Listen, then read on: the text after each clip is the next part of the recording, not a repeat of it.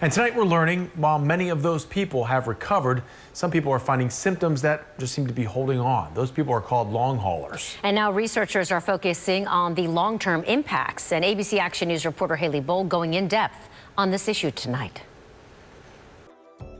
When Anne Rose survived COVID-19, her ICU stay ending, she had no idea her illness was far from over. I've never been without symptoms any given day. Scarred lungs, heart issues, hair loss, fatigue, brain fog, just a few things she says she's still facing. How does this impact your everyday life now? Oh, it impacts it greatly. I used to ride my bike around the island all the time. I don't ride my bike. Just being social, for one, is the big impact. She's not alone. We talked to more than a half dozen people who describe life-changing effects. Just like I have good days, sometimes I have bad days. I love to exercise. I can't anymore. I really just want to get better. I want to get better. I also am still really short of breath every day, and it's been 10 months. I was very active, and since this has it's taken over my life.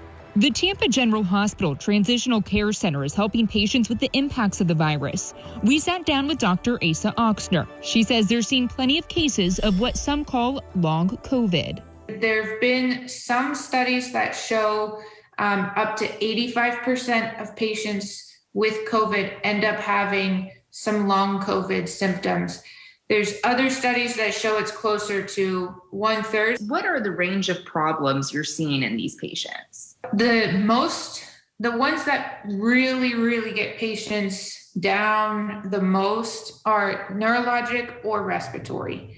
In terms of the neurologic ones, we're talking about people who were very highly functioning before. They were lawyers, they were nurses, they were doctors, and now they can't figure out what order to get their kids ready in the morning. A recent Northwestern School of Medicine study found that 85% of non-hospitalized long hauler patients they studied had at least 4 neurologic symptoms, the most common being brain fog.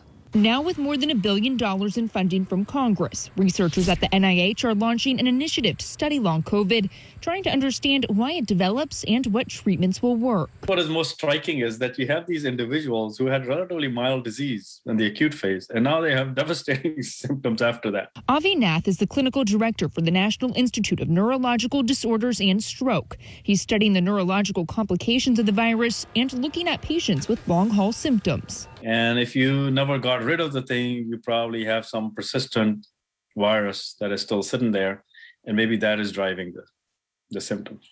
That's one hypothesis.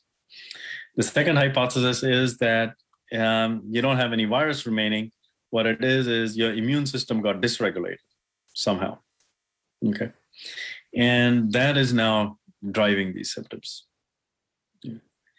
The third possibility is it's a matter of energy failure. Patients like Kristen Coel are turning to research for answers. And it's just frustrating because I want to do so many things. 10 months out of her diagnosis, she says she's suffering from things like nerve pain, nausea, and brain fog. I could fold laundry normal.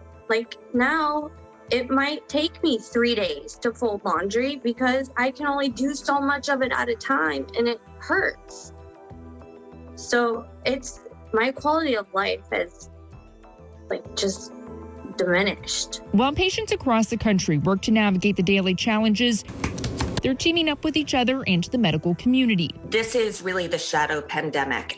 Diana Barron started Survivor Corps, a grassroots movement that's grown to more than 160,000 members. We have completely reinvented how citizen science works. And within the last month, the Long COVID Alliance formed, bringing together dozens of people and organizations. We're coming together, united, comparing all of our data from all of our different patients because it's all applying to the long COVID population. Anne Reen has found comfort in the support through the long COVID community. While the last year is a blur, going forward, she's holding on to hope. Every little thing that I do, I celebrate it. In Tampa, Haley Bull, ABC Action News.